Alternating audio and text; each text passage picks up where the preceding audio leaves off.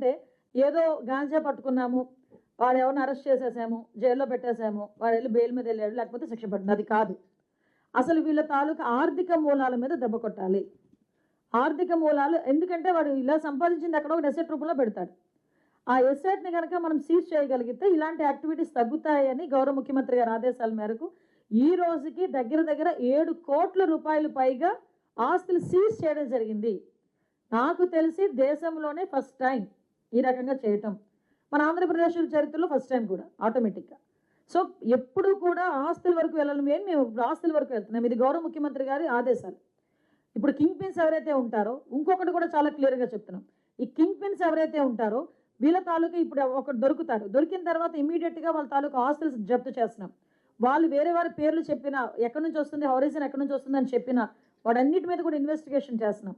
ఇంకొకటి చెప్తున్నామండి, king pins ఎవరైతే ఉన్నారో, ఎందుకు ఈ మాట చెప్తున్నానంటే పబ్లిక్ అవేర్నెస్ గురించి చెప్తున్నాను.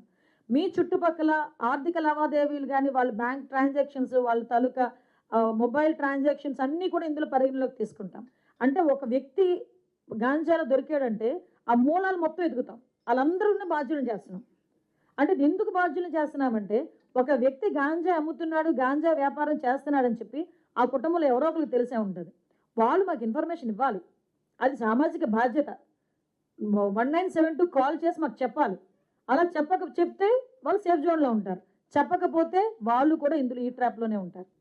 కంపల్సరిగా ఎవరైతే మేము కింగ్ పిన్స్ ఎవరైతే పట్టుకుంటున్నామో వాళ్ళందరూ, ఆ చుట్టుపక్కల ఉన్న వాళ్ళందరినీ కూడా బాధ్యులను చేస్తాం.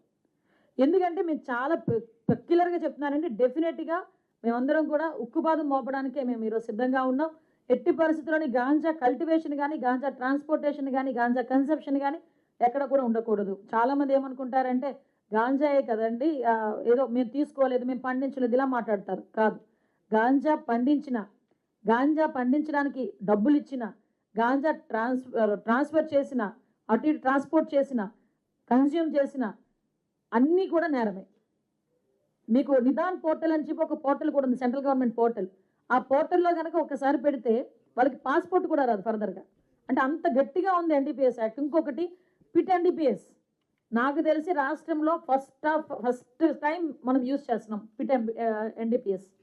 ఆ పిట్ ఎన్డీపీఎస్లో ఇంచుమించుగా ఒక 150 మందిని ఈరోజు మేము పరిగణలోకి తీసుకున్నాం. అందులో 5గురికి ఆల్రెడీ శిక్ష పడింది. సో చాలా స్ట్రిక్ట్గా ఉన్నాం ఈ విషయంలో. ఎక్కడ కూడా ఎటువంటి అంటే వాళ్ళకి సంబంధించి గాంజాకి సంబంధించి 0 టాలరెన్స్, ఎట్టి పరిస్థితులను టాలరేట్ చేసే పరిస్థితుల్లో మెడికల్ షాప్స్ దగ్గర నుంచి అన్నీ కూడా మేము ఈరోజు మా సర్వేలెన్సెస్లో పెట్టుకునే మేము పనిచేస్తున్నాం. ముఖ్యంగా మీ అందరికీ తెలుసు, స్కూళ్ళు కాలేజీల దగ్గర కూడా ఈగల్ క్లబ్స్ ఏర్పాటు చేయడమే కాదు, ఈగల్ క్లబ్స్తో పాటు ఈరోజు మనం చేయాల్సిన వర్క్ ఏంటంటే ఈ దగ్గు వద్దు బ్రో అని చెప్పి కార్యక్రమాలు ఏర్పాటు చేసుకోవడం, 40,000కి పైగా ఈగల్ క్లబ్స్ ఏర్పాటు చేసుకుని అవేర్నెస్ ప్రోగ్రామ్స్ ఏర్పాటు చేసుకోవడం, ఇవన్నీ కూడా మేము చేసుకోవడం జరిగిందండి. మీకు పర్టికులర్గా ఇంకా ఏదైనా మొత్తం పవర్ పాయింట్ ప్రజెంటేషన్ కూడా మనకి రవికృష్ణ గారు చేస్తారు. ఓవరాల్గా అన్ని యాక్ట్లని కూడా ఈరోజు ఎన్డీపీఎస్ యాక్ట్ ప్రకారం మీకు చెప్పాను, కన్విక్షన్స్ కూడా చాలా తొందరగా పడుతున్నాయి. స్పెషల్ కోర్టులు ఆల్రెడీ ఉన్నాయి, కన్విక్షన్స్ కూడా చాలా తొందరగా పడే పరిస్థితి కనిపిస్తూ ఉంది. ఈరోజు వీటితో పాటు నేను రీసెంట్గా ఉత్తరాంధ్ర జిల్లాలోనే మొత్తం 7 కోట్ల రూపాయలు కూడా మనం సీజ్ చేసింది కూడా అంతా కలిపి విజయనగరం, విశాఖపట్నం, శ్రీకాకుళం, ఏఎస్ఆర్ అండ్ మన్యం, ఈ 5 జిల్లాల్లోనే ఇంచుమించు 7 కోట్ల రూపాయల వరకు మనం అక్కడ సీజ్ చేయడం జరిగిందని, ఆస్తులు సీజ్ చేయడం జరిగింది.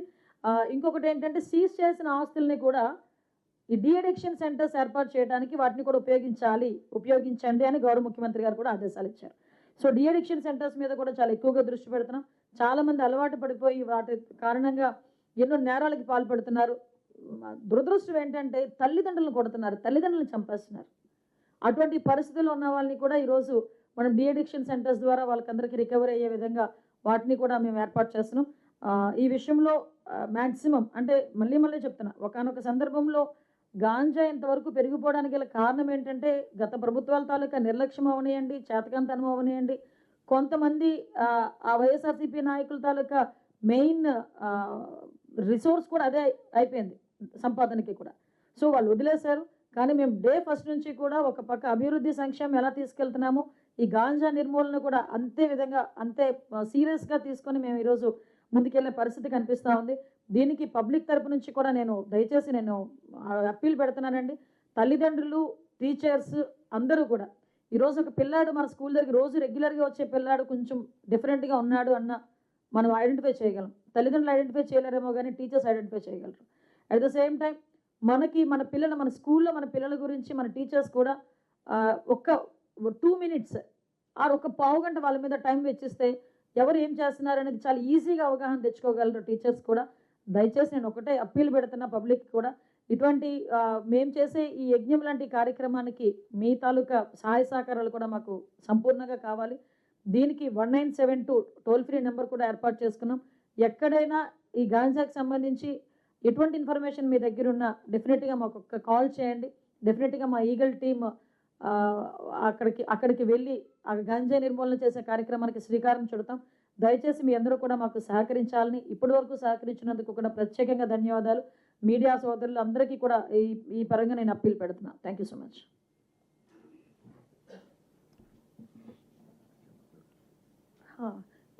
ఇంకొకటి ప్రపోజల్ ఒకటి ఉంది. దీనికి కూడా పబ్లిక్ దగ్గర నుంచి యాక్సెప్టెన్సీ కూడా రావాలి. ఎందుకంటే ఈరోజు గాంజా ఇంట్లో కుర్రోడు తీసుకుంటున్నాడా, లేకపోతే ఇంట్లోనే అబ్బాయి అమ్ముతున్నాడా ఏంటో తెలియదు. ఒక తల్లిది ఏం చేస్తుంటుందంటే పిల్లోడు వెళ్ళి ఒక 10,000 20,000 బయట నుంచి తీసుకొస్తున్నాడంటే అది ఎలా వచ్చింది అని అడిగిన రోజు ప్రాబ్లం రాదు. కానీ తీసుకున్న తర్వాత అబ్బాయి ఏదో ఒక NDPS కేసులోనే ఎక్కడో బుక్ అయ్యి అబ్బాయి జైలుకి వెళ్తే చాలా ఇబ్బందులు పడే పరిస్థితి వస్తూ ఉంటుంది.